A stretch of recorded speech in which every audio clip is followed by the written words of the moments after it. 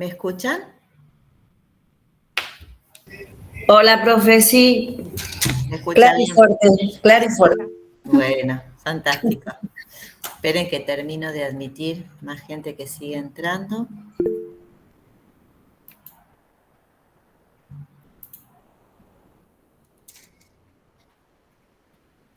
Siamo tutti. Sí. Mucha cantidad de gente. Bueno, para los que sea posible, prender las cámaras, así los voy ubicando. ¿eh?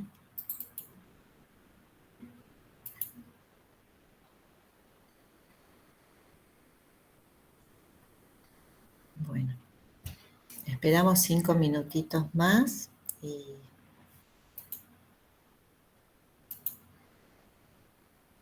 no sé si me va a alcanzar, espero que sí, que el Meet lo habilite.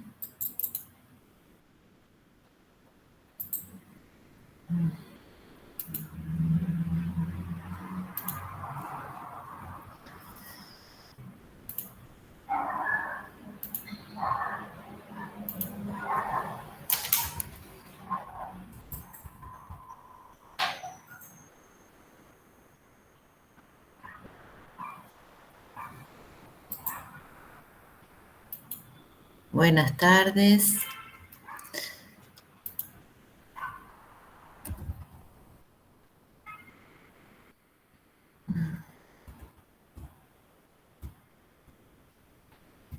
Buenas. Bueno, hoy.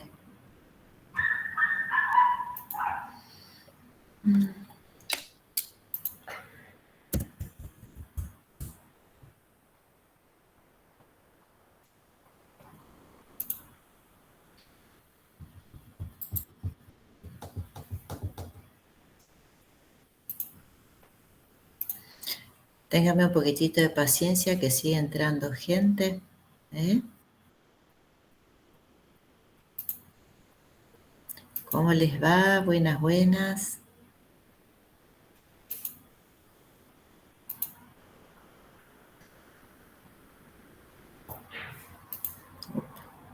Bueno.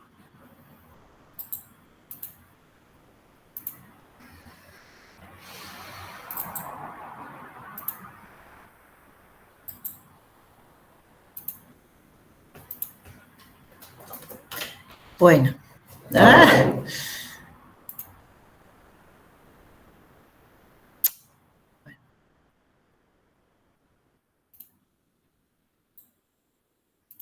Bueno, voy a bajar un poquito el volumen porque me parece que está muy alto.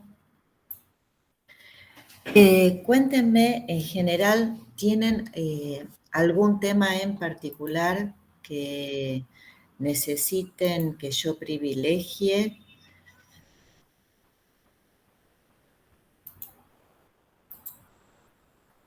Chomsky. Ajá, Estructuralismo y Chomsky. sí. Justamente Chomsky. Chomsky. También. El más votado, Estaba Benvenís un poco. sí. Y Jacobson. Bueno. Chomsky, bienvenido. Bueno, perfecto. Ahí voy leyendo. Esperen que sigo admitiendo gente antes de comenzar. Ahí estamos.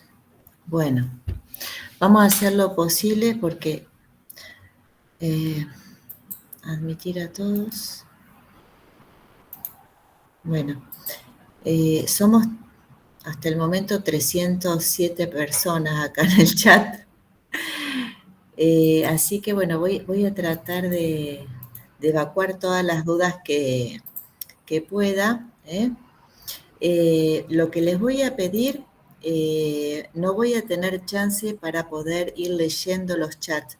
Así que el que quiera, levante directamente la mano, pide ahí la manito y me dice el tema, porque mientras voy hablando no voy a tener posibilidades de... Bueno, Verónica, dale, abriste fila, decime. Hola, son dos dudas muy puntuales para aclarar. Cuando Saussure habla sobre la masa amorfa de sonidos y la masa amorfa de ideas, ese sonido siempre estamos hablando de la huella psíquica, no del sonido en sí. Claro, eso es fundamental. Ustedes no se olviden en ningún momento que la lengua de la que nos habla Saussure es estrictamente psíquica.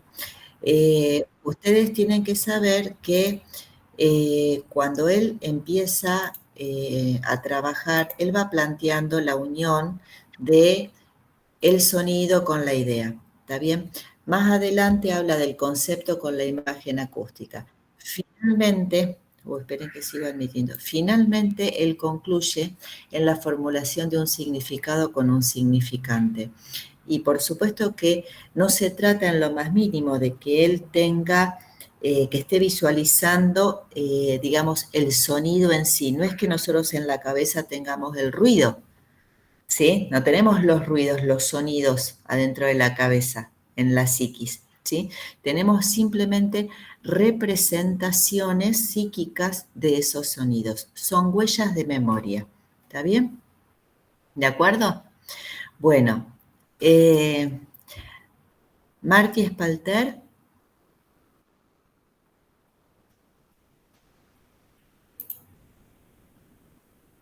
¿Querías preguntar algo, Martina? ¿No? Bueno, entonces, a ver. Yo tengo una pregunta sobre eso, sí. A ver. Justamente esto del corte. Sí. El corte que se da en la sustancia o masa amorfa del pensamiento, lo que se forma es el significado o el significante. En la masa amorfa del pensamiento, ¿sí? El corte, esperen que esto de seguir admitiendo me distrae un montón. Qué difícil. Bueno. Nosotros tenemos la masa amorfa de pensamiento, la masa amorfa de fonías. ¿Qué es lo que quiere decir simplemente eso? Que no está organizado, no es un pensamiento organizado. En cambio, el significado sí es un pensamiento delimitado, organizado. Por lo tanto, en la masa amorfa de pensamiento, cuando la lengua establece el corte, lo que hace es constituir significados. Y en la masa amorfa de fonías lo que hace es constituir significantes que son específicos. Cuando hablamos de las masas amorfas, es lo mismo que decir la sustancia. Es por esa razón que cuando nosotros hablamos de Saussure, lo primero que añadimos es que él lo que hace, no lo dice él en estos términos, pero sí lo decimos nosotros, la desustancialización del objeto de estudio. La desustancialización del objeto de estudio, ¿a dónde nos lleva? A la idea de la forma, es el abandono, ¿sí?, de lo que refiere a la sustancia, para pasar a la forma estricta. La forma es lo que constituye, ¿sí?, la lengua. ¿De acuerdo? ¿Qué otra pregunta? Yo quiero preguntar si se podría decir que cuando hace el recorte de la forma y la unidad, está creando el signo lingüístico, ya que crea significante y significado, crea el signo lingüístico.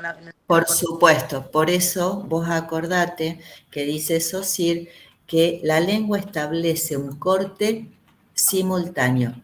Corta la capa de la masa amorfa de pensamientos y corta, ¿sí?, en el mismo acto corta las dos masas amorfas y los trozos de esas masas amorfas que han sido recortadas se unen arbitrariamente y forman la unidad sígnica que va a ser una unidad indisoluble. Está en ese mismo acto, por supuesto, que se constituye el signo lingüístico. Y es arbitrario, ¿por qué? Porque la porción que se recorta de significado se enlaza a una porción de significante simplemente porque sí. No hay ningún tipo de razón que justifique esa unión. ¿De acuerdo? Muchas gracias. Bien. ¿Qué otra pregunta? Profe, Sí. y en el momento en el que se crea el signo, también se crea entonces el valor. Una vez que los signos se constituyen, los signos forman parte del sistema de la lengua y es dentro de ese sistema que por oposición negativa, diferencial y relativa con los otros signos presentes es que adquieren valor. Los signos no son un valor, sino que cada uno adquiere un valor dentro de ese sistema en tanto y en cuanto se opone diferencialmente con los otros signos presentes en el sistema. ¿De acuerdo? ¿Y cómo se relacionaría la noción de valor con la de arbitrariedad? Bueno, está muy bien, esa es una pregunta típica de examen. ¿Cuál es la relación? Es muy sencilla. Cuando los signos se constituyen, que se constituyen arbitrariamente, lo que genera esa arbitrariedad es que se produce una unión entre significado y significante sin ningún tipo de razón. Eso hace que entonces un signo adquiera ese valor. Ahora, como justamente lo adquirió porque sí, sin razón, tampoco habría ninguna razón para que deje de tener el valor que tiene. ¿Está? ¿Me explico? Es decir, no hay ninguna razón que justifique el hecho de que se haya constituido. Por lo tanto, no hay ninguna razón que justifique que se disuelva. ¿Está? Por eso la arbitrariedad es la garantía de que ese signo tenga un valor, porque no hay motivo ni para que se haya producido la constitución y tampoco hay motivo para que se justifique entonces una disolución. ¿Sí? Profe, Sí. con respecto a SOSIR, tengo una duda sobre el eje de simultaneidades y el eje de sucesiones. No me quedó muy claro. Bueno, lo que dice SOSIR es que cuando vos vas a formular una oración cualquiera, por ejemplo, la mesa es grande, ¿está bien? Cada uno de esos términos ha sido seleccionado de posibilidades que se dan por asociación. Es decir, la mesa es grande, cada uno de esos 4 términos son los términos seleccionados de 4 ejes asociativos. Cada uno de esos ejes asociativos, ¿qué es lo que genera? Que términos que tienen alguna característica en común concurran, asistan, se asocien en la memoria virtual. ¿Está bien? Y que luego el hablante selecciona entre esas posibilidades, ¿sí?, uno de esos términos. Yo, por ejemplo, en el eje de el artículo, cuando selecciono la, y obviamente que es una operación inconsciente, ¿está bien? Yo en ese eje asociativo puedo decir la, esa, esta, una. De algún modo, cualquiera de estas opciones me podrían haber servido para decir la mesa es grande, una mesa es grande, esta mesa es grande, ¿de acuerdo? Cualquiera de esas opciones me podrían haber servido, ¿sí? Entonces, el hablante, en la memoria virtual, en ausencia de conciencia, selecciona, asocia y selecciona una de esas unidades. Una vez que están constituidas todas esa serie de selecciones, lo que hace el hablante es luego en el eje sintagmático, que es combinarlas. Por eso pasamos de la ausencia en la memoria virtual, en esa serie donde se asocian elementos que tienen rasgos comunes, paso a la combinación en el eje de la presencia de términos, ¿sí?, que son los que ya han sido seleccionados en el otro eje.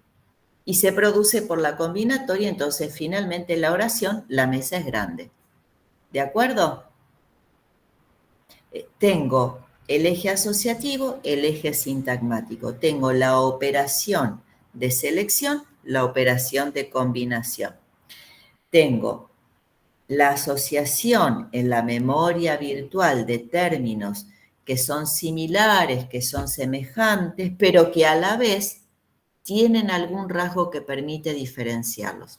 Y en el otro eje lo que yo voy a tener es la combinación de los términos seleccionados. Es una combinación, ¿sí?, que respeta el principio de la linealidad. Es una sucesión temporal. ¿De acuerdo? ¿Sí? Profe, tengo una pregunta sobre esto.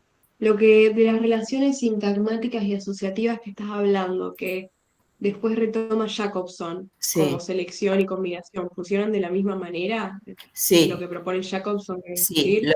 Sí, la única diferencia es que Jacobson, ¿se acuerdan ustedes que dice?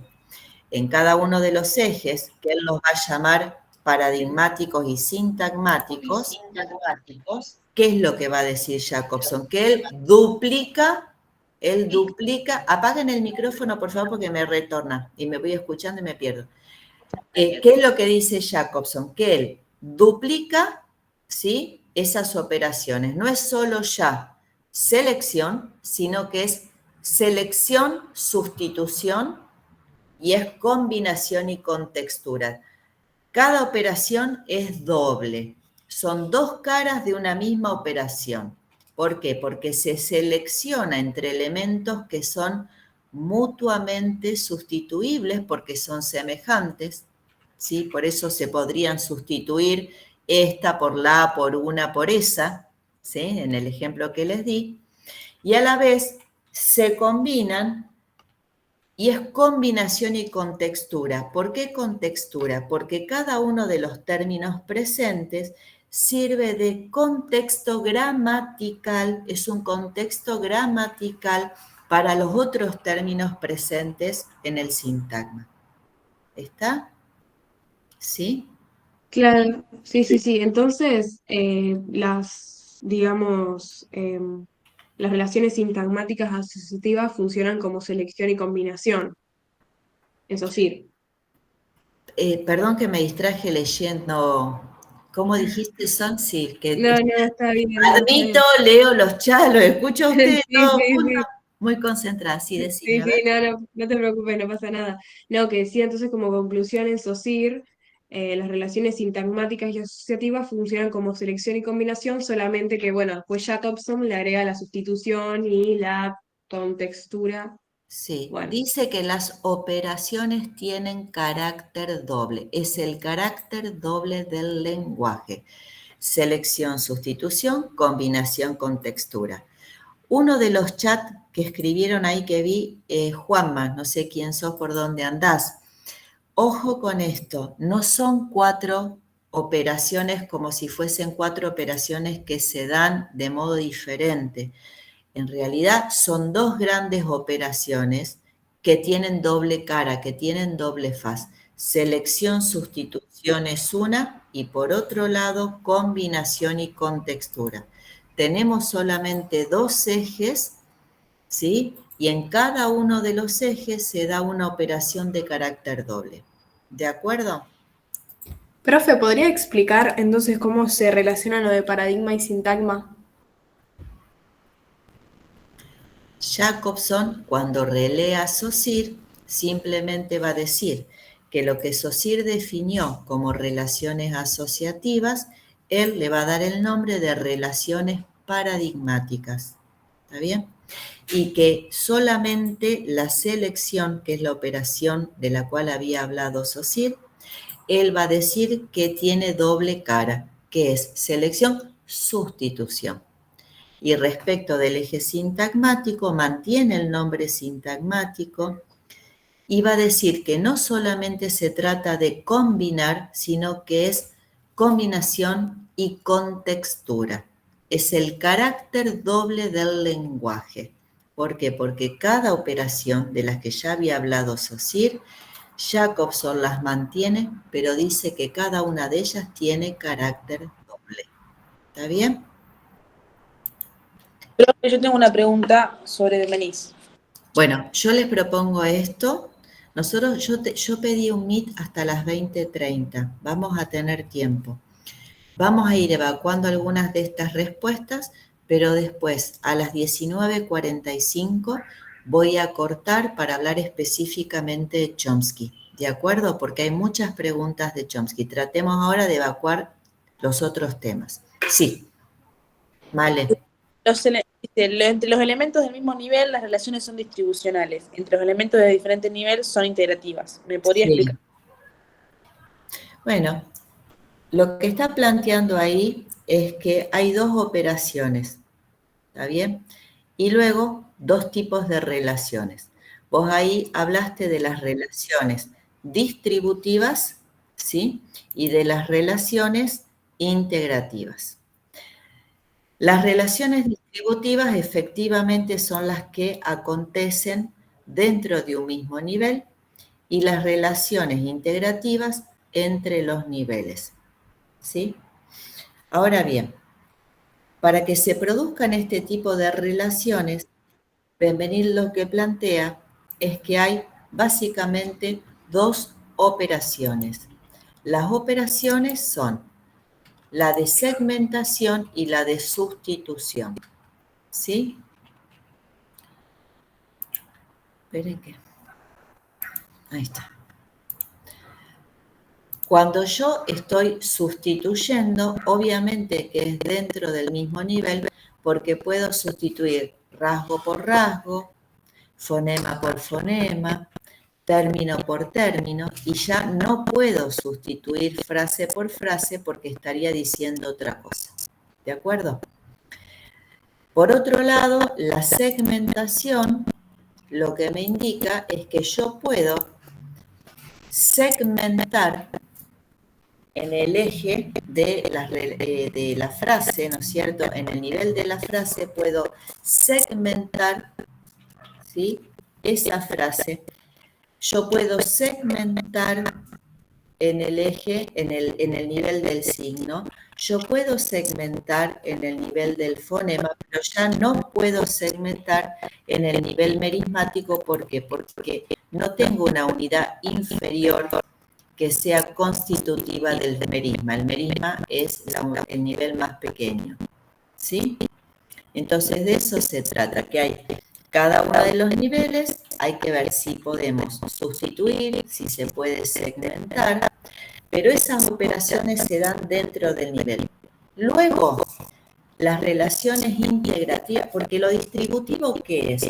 ¿Cómo está distribuido? ¿De qué se trata la organización interna de cada nivel? Ahora, cuando yo estoy hablando de las relaciones integrativas, es cuando ustedes tienen que tener muy en cuenta y vincularla con ¿qué? Con la forma y el sentido.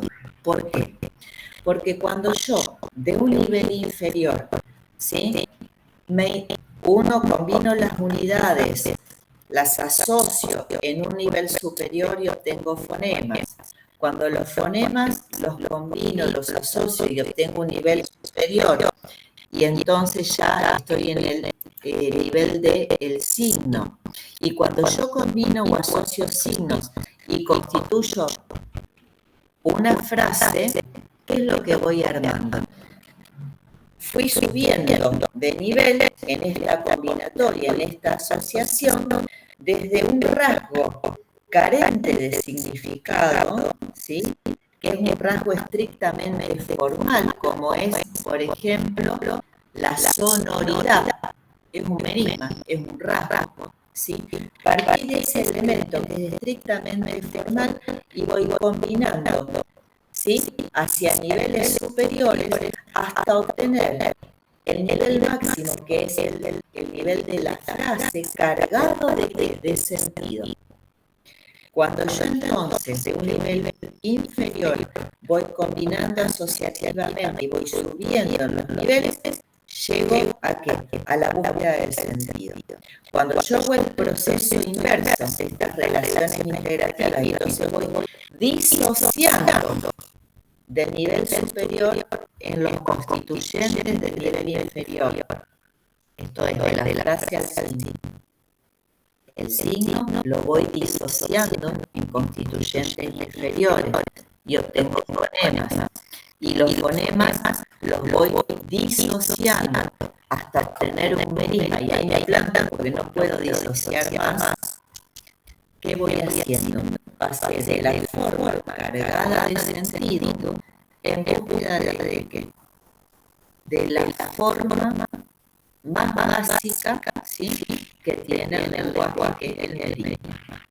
Entonces, asocian unidades superiores a nivel superior en búsqueda del sentido o disocian unidades inferiores en búsqueda de la forma. ¿Está bien? Gracias. ¿Qué otra pregunta? ¿Qué tal? Hola, yo tengo una pregunta con respecto al sistema y estructura. Porque tengo notado que el sistema es una agrupación de unidades muy interrelacionadas entre sí, y que la estructura es la relación, una red de dependencias internas donde cada unidad es la que relaciona a los demás. Ajá. Eso vos de dónde lo sacaste, Violeta. De una de las clases del plan práctico. Ajá. Bueno, vamos a decir así.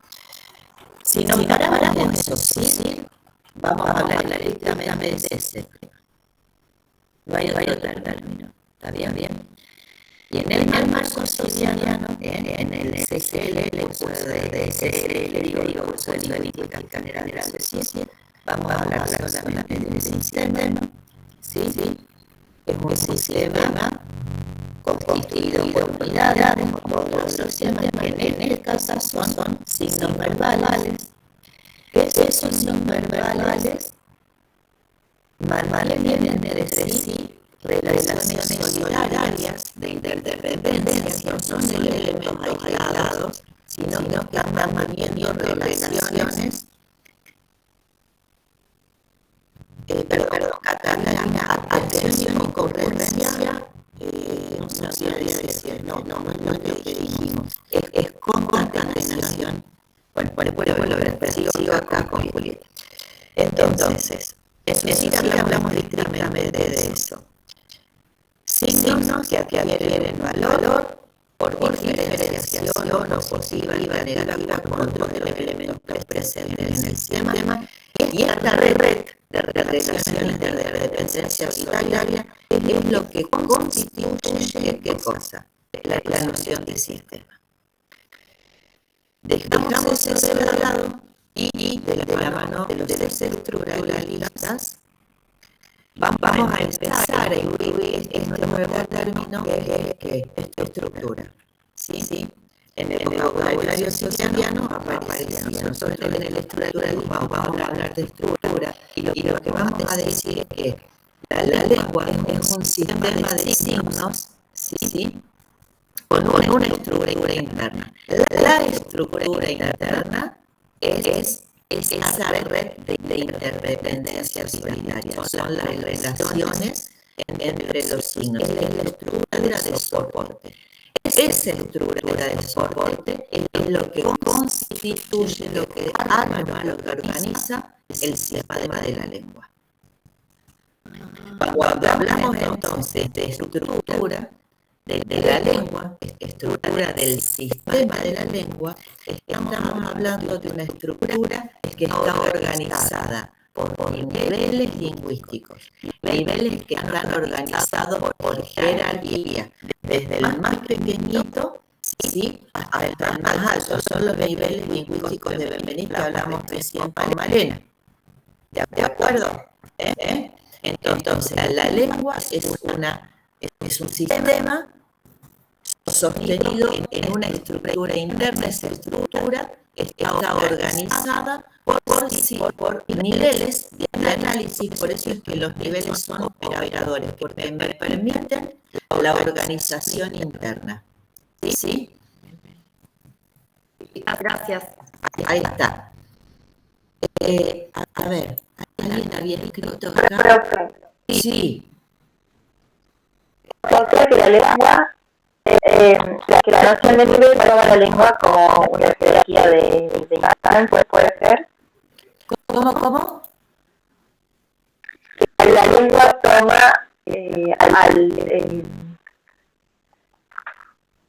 la noción de nivel se estudia la lengua como una jerarquía de instancia, sería. Es así. La lengua es una estructura. Esa estructura, ¿sí?, está organizada por niveles. Esos niveles, además, están organizados de manera jerárquica. El nivel de la frase es el nivel superior, el merismático, ¿está bien?, es el nivel más pequeñito. ¿De acuerdo? Y chicos, miren, yo no, perdónenme, pero no alcanzo a estar hablando y a leer los chats. Lo que les pido es que me vayan, no escriban más chat y que por favor vayan levantando la mano y me lo preguntan. ¿De acuerdo?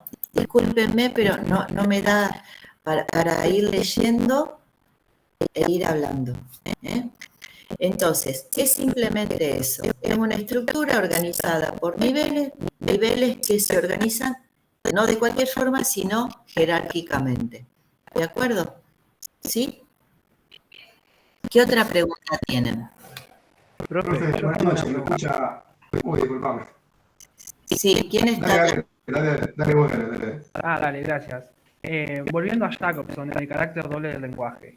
Sí. Habla que la combinación se da de dos modos, con concatenación y concurrencia. No me quedó claro concurrencia. La concurrencia, porque él lo que está diciendo ahí, si ustedes continúan leyendo esa frase, es lo que ahí hace es una pequeña crítica a Saussure, porque él dice que en el eje sintagmático, Saussure solamente habló de la combinatoria, lo cual es cierto, la combinación de signos. Lo que Jacobson dice, como, digamos, dándole una vuelta de tuerca más, es que se combinan, pero lo que también es cierto es que están concurriendo al mismo eje. ¿Está bien? ¿Sí?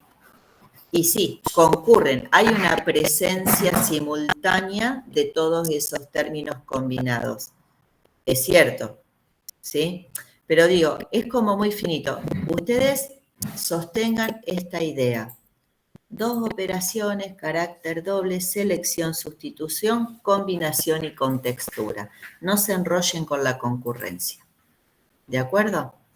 Dale, gracias. ¿Qué otra pregunta?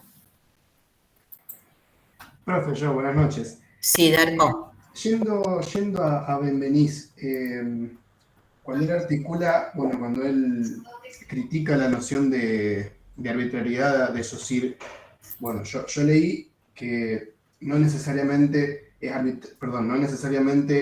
arbitrario el vínculo entre significado y significante, sino entre el signo mismo y el objeto de la realidad. Yo quería entender a qué se refiere, porque tanto la necesidad que dice él entre el significado y el significante. Te cuento, es así. Sí, te cuento cómo es. Primero, lo que vos en Saussure, tenemos que tener en cuenta, chicos, dos cuestiones. La relación significado-significante y otra que es dentro de la psiquis, dentro de la abstracción de la lengua. Significado-significante es un tipo de relación. Otra cosa distinta es entre el signo, ¿sí?, como totalidad, como un nombre de los objetos del mundo. ¿Está bien? Una cosa es cómo está constituido internamente el signo, significado y significante, y otra cosa es la relación signo-cosa. ¿Sí? Entonces, Saussure, ¿qué es lo que plantea? Que esta relación significado y significante, las dos masas amorfas, el corte de la lengua, bla, bla, bla, bla, ¿qué es? Por arbitrariedad. No hay ninguna razón que justifique ese enlace. ¿De acuerdo? Y luego dice que la relación entre el signo y las cosas, es decir, el signo reloj con el objeto este que nombra, el signo anteojo con esto, el signo micrófono con esto que nombra, excede lo psíquico. ¿Por qué? Porque es la relación entre un nombre que está en la abstracción psíquica de la lengua y el objeto de la realidad. Entonces dice Saussure, yo con la realidad no quiero meterme, me voy a quedar solamente en el universo psíquico, que es el campo de la lengua. No me va a importar los nombres de los objetos. Es más, eso, dice él, es una lista de términos a los cuales le tengo que ir anexando los objetos que nombra. Y eso, para Saussure, es la nomenclatura, nomenclar. Y la lengua, dice, es mucho más que un nomenclador, no es una lista de términos que nombran objetos de la realidad. Por eso la descarta y vuelve al campo estrictamente psíquico. ¿De acuerdo? Cuando entonces Benveniste habla acerca de esto, ¿qué dice Benveniste? Hace algunas modificaciones, porque dice que esta relación, que habíamos dicho que era arbitraria en Saussure, para Benveniste es de necesariedad. ¿Qué significa eso? Que necesariamente el significado y el significante van enlazados unos con otros. Es una unidad indisoluble, lo cual es cierto. Si yo, por ejemplo, Darko, te digo, pensá en el signo termo, ¿está bien? Vos automáticamente vas a enlazar esa secuencia de fonemas al concepto, ¿de acuerdo? ¿Sí?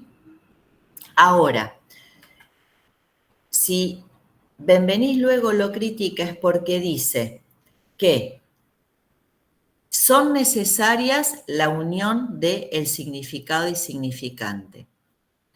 Y lo que para Benveniste es realmente arbitrario es lo que Saussure llamó nomenclatura.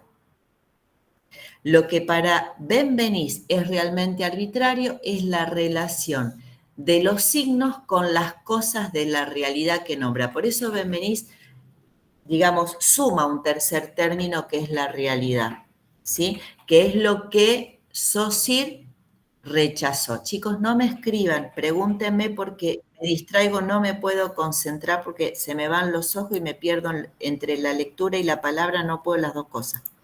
¿Está, Darko? Entonces, tenemos para Saussure la relación significado y significado